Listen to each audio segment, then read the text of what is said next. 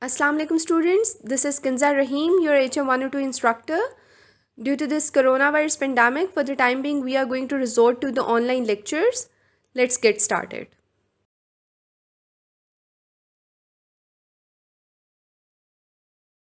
Students, since we are already done with the letters of employment, we already know that the letters of employment can be solicited and unsolicited. But with the letters of employment, we usually have a resume attached, which can also be referred to as a personal data sheet that contains a generalized account of your credentials, your educational history, your career history. Okay, so we can define a resume as a short account of one's career and qualifications prepared typically by an applicant for a position. People, your resume is a very important document when applying for a job. It can either land you at a very good workplace or simply get your application rejected. Okay, so do give it extra time and effort while framing it. There are basically three steps to preparing a resume: planning, writing, and completing. In the planning phase, you have to analyze, investigate, and adapt. By analysis, I mean that you have to study your purpose, your audience, so as to tailor your message for maximum effect. Okay?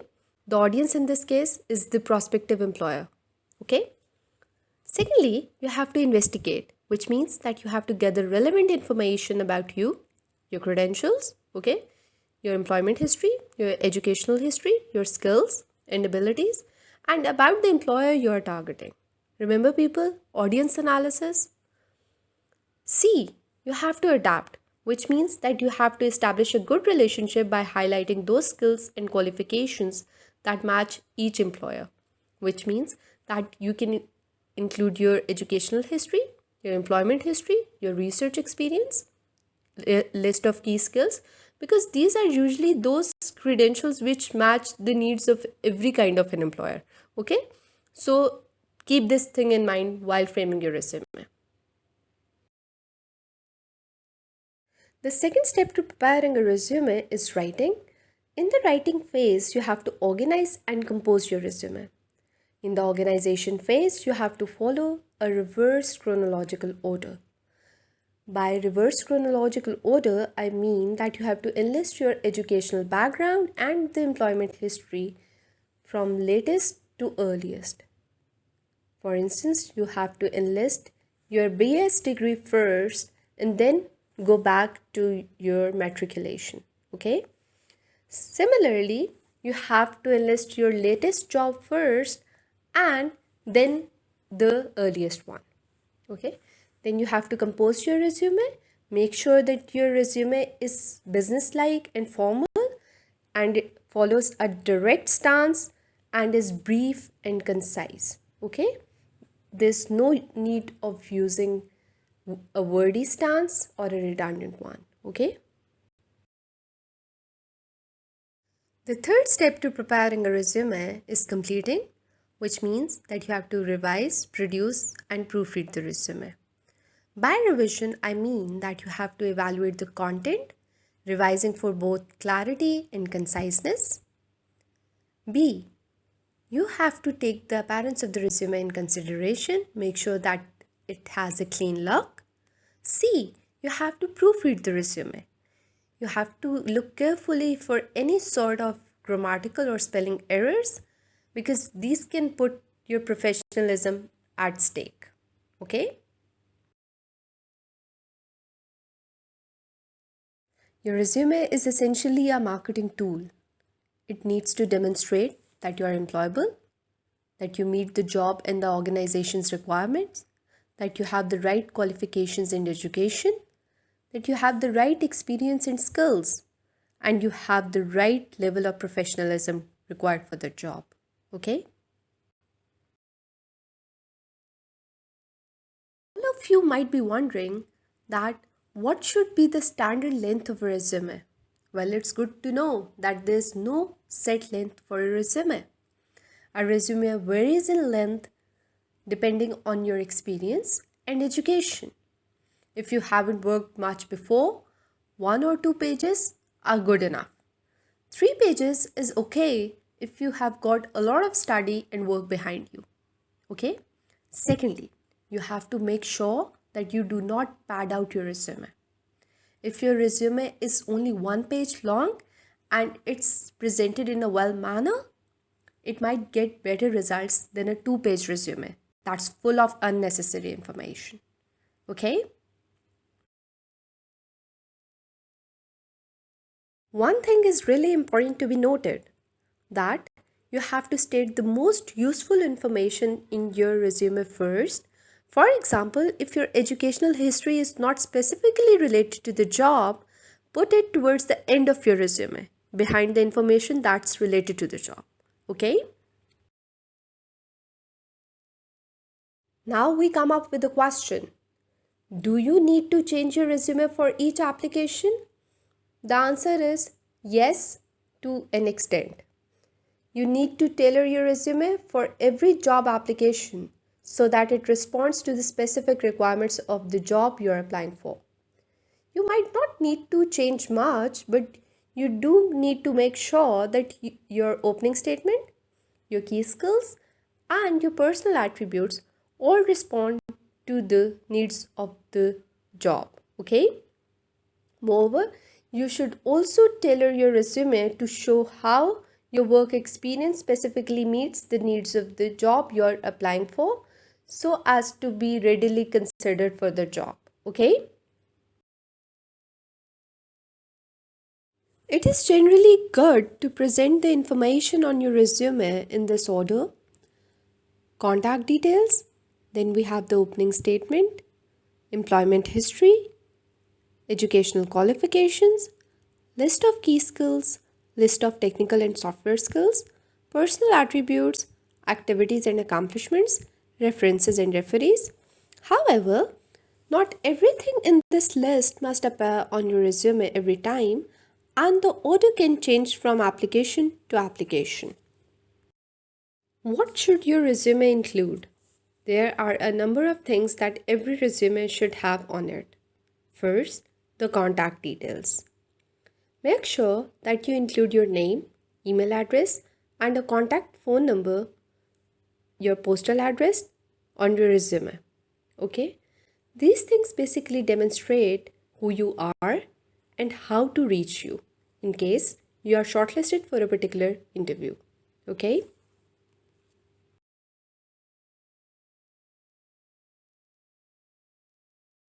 The second part of the resume is the summary statement or an opening statement. Okay? A summary statement is a short paragraph at the beginning of a resume that highlights a job seeker's professional skills and experience. The goal of a summary statement is to demonstrate your unique value through your skills and accomplishments. Okay?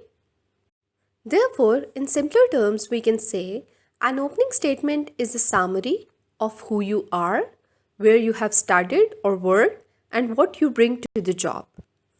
It should be around 6 lines long and written in first person without the personal reference. For instance, you should not say, I did this or I have done this. Rather, use did this instead. Okay? A summary statement can quickly and effectively brand you to a prospective employer, and it must speak of your professional background only. Now, consider this example. These statements have been taken from a particular summary statement. Okay? One thing has to be kept in mind while framing a summary statement, that one, you should not include weak statements, and in place of the weak statement, you have to include active statements that show results. A. Responsible for developing a new filing system. Now, what's the problem with this? Yes, it's lacking facts. How about we replace it with developed a new filing system that reduced paperwork by 50%. Now it's better? Yes, it has the facts, it's concrete. Okay? Consider this example. I was in charge of customer complaints and all ordering problems. What's the problem with this, people? Yes, it has the personal reference, I. Okay? How about we replace it with handled all customer complaints and resolved all product order discrepancies? Now, the statement has become more active and it's showing results as well. Okay? The personal pronoun has been removed. Okay? Okay, just look into this example of a summary statement. He has enlisted his key skills and accomplishments. Moreover, the first person reference is not used. For instance, he has not used I am a dynamic and a motivated professional or I am skilled in building cross functional teams. Okay? This is basically how you frame a good summary statement. Moving to the employment history, in this section you have to enlist the names of the organizations where you have worked before. Okay? While providing your employment history, you have to start with the most recent job and go backwards from there, which means that you have to follow the reverse chronological order. Okay? So you have to give the position title and the dates you worked there. Okay? However, if you haven't had a job before, you can use other things to demonstrate your experience, included A. Work experience you have had through school, work placements or internships that you have done through university, any sort of volunteering work that you have done. Okay? Here's how you enlist your employment history. First, you mention your job title, your designation or your position. Okay? Your job title goes on top of each work experience entry. For example, you were employed as a branch manager in a particular organization. Okay? Secondly, you have to write down the company name, location, and description, where you mention the name of the relevant employer as well as the location of the office you work or have worked in. For instance, ABC Bank Limited, okay, and you have to list the area, okay. Say Model Town, Lahore, okay. Then you have to enlist the achievements and responsibilities. These are the core of each work experience entry. Okay? For instance, what were your job responsibilities? Okay? You basically managing a team of around 50 bankers. Okay?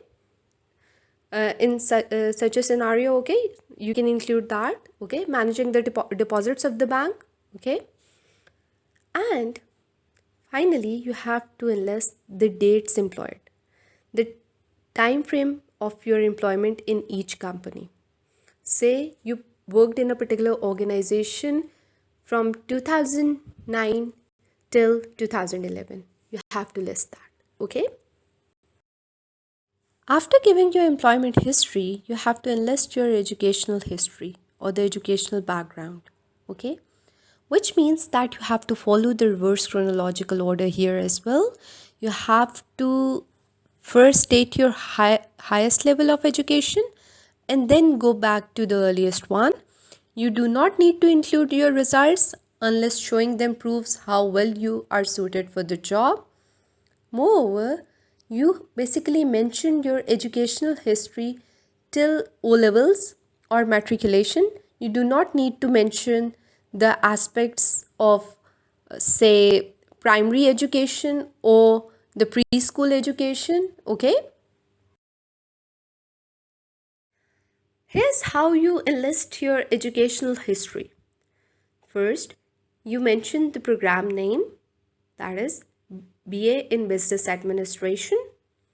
Then you mention the university name, that is New York State University.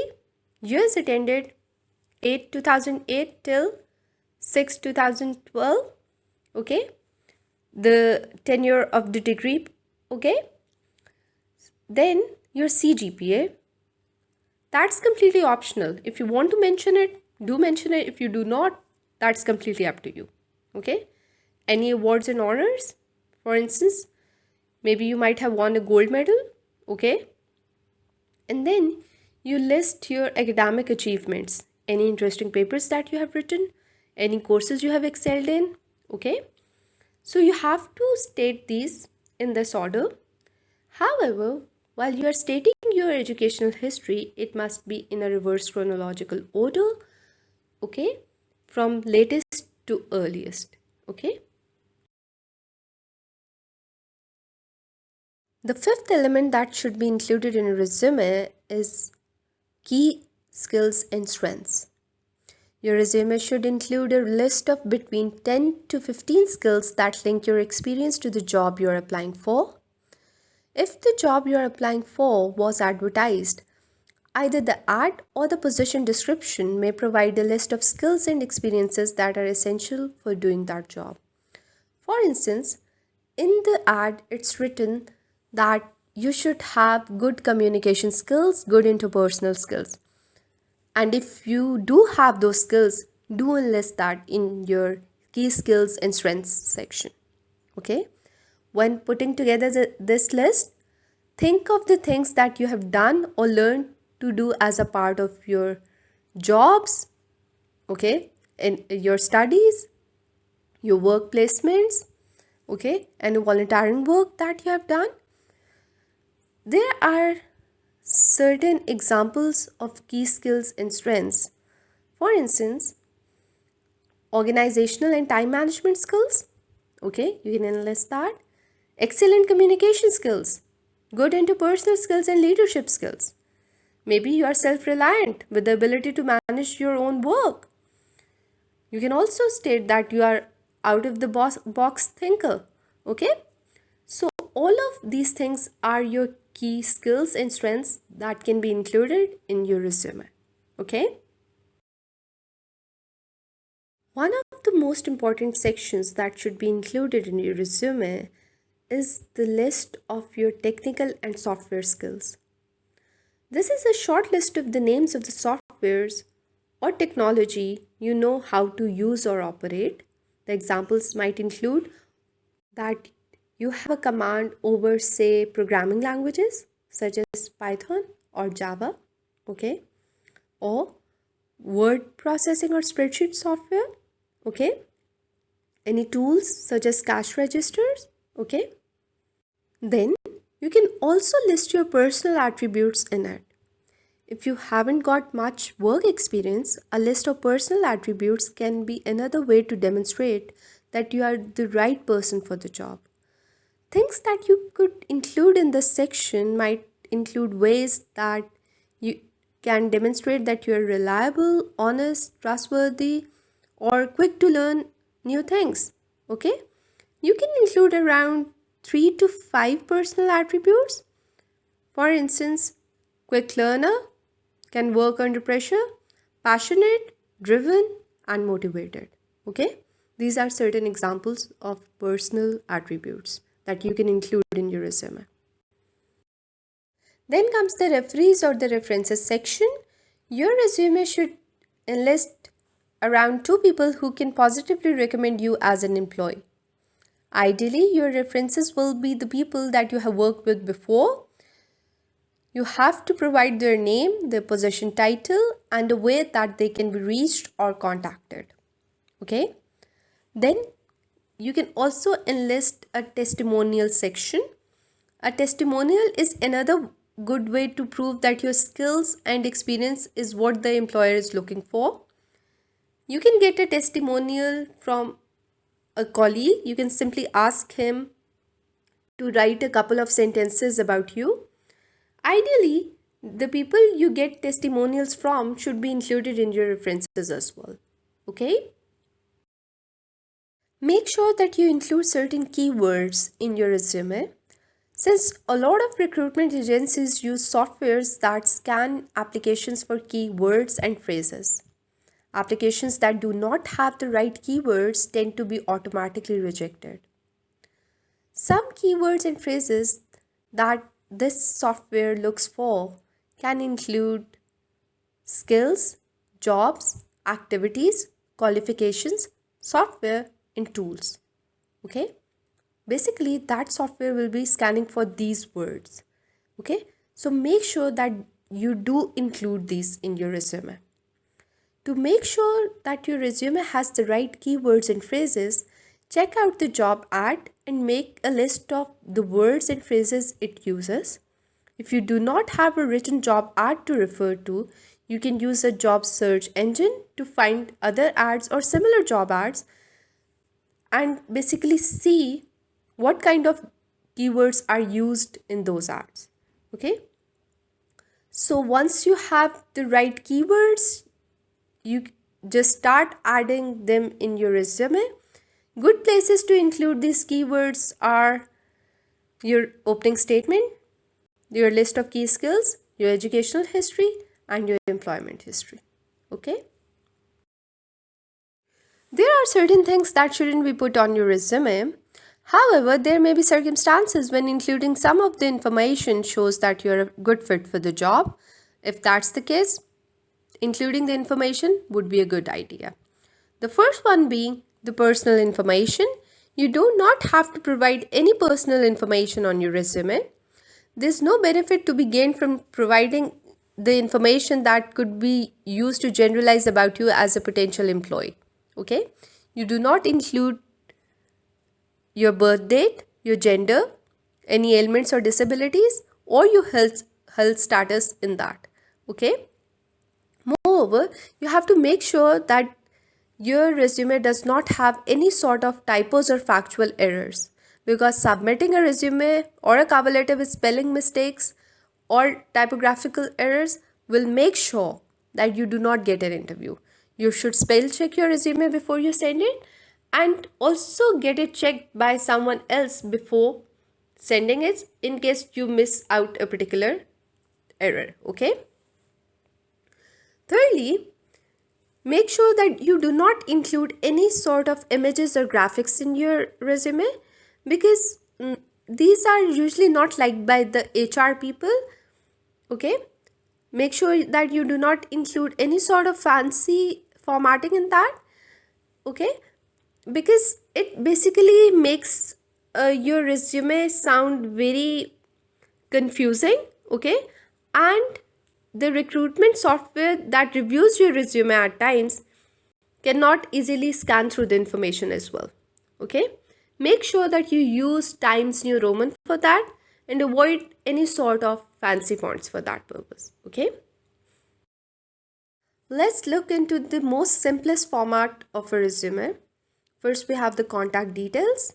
Okay? Then the summary statement. Then we have the professional experience in the reverse chronological order, educational background in a reverse chronological order, skills and abilities, and finally we have the references. Okay? Okay students, just look into this example of a good resume. First we have the contact details, then the professional summary, work experience in a reverse chronological order, then we have the educational background in a reverse chronological order, a list of key skills, hobbies and interests, and finally references. This is basically how you go about framing a good resume. Okay? Okay students, by now I think that you are pretty clear about the fact that how do you basically go about framing a resume, what's its format, what's its importance. Please take this thing into consideration that your resume is one of the most important tools for marketing yourself. It's more than just a document because it contains your background, your skills, your educational history, okay? So that the prospective employer is easily and quickly able to see how your individual experiences can contribute to a company's success. So do give it extra time and effort while framing it. Following the format of a resume is very important. A good resume can land you at a good workplace, and a resume is usually accompanied by a cover letter. I guess everything is pretty clear to you people right now. In case of any ambiguity, feel free to contact me on my email address. Thank you so much.